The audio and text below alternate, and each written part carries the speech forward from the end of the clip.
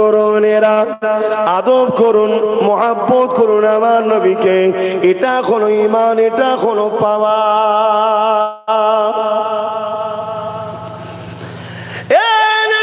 তরুণেরা বদরের ময়দানের রখিয়া সবাই জানেন।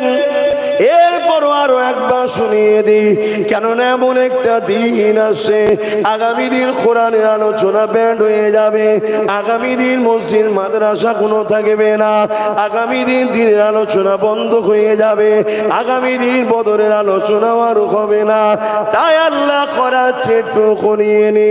এর জন্য যদি দোষী কেউ হয়, এই যে কোরআনের উপরে আঘাত, এই যে মসজিদ মাদ্রাসার উপরে আঘাত, এই যে দিনের উপরে আঘাত, এর জন্য কেউ যদি বেশি দোষী হয়, আমি প্রমাণ দিয়ে বলতে পারি এর জন্য নম্বর 1 দোষী হলো মুসলিম সূরাতে মুসলমানদের মধ্যে মুনাফিক গাদ্দার যারা আছে, এরা এখন ইসলামের সবচেয়ে বড় দুশমন।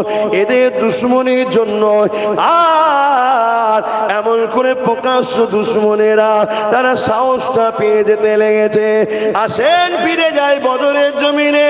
এ নবী পাকের গোলামেরা, আল্লাহ নবী যখন মক্কা থেকে হিজরত করিয়া শরীফ মদিনার জমিনে চলে গেলেন, মদিনার জমিনে গিয়ে আল্লাহ নবী সাহাবাদিওকে নিয়ে দ্বীনের প্রচার করতে লেগেছে।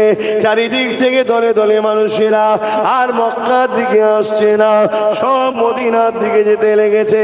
মদিনায় গিয়ে আল্লাহ নবীর হাতে হাত দিয়ে ইমানের নূরের কলেমা পড়ে ইসলামের ছাগলে থাকা শুরু করেছে।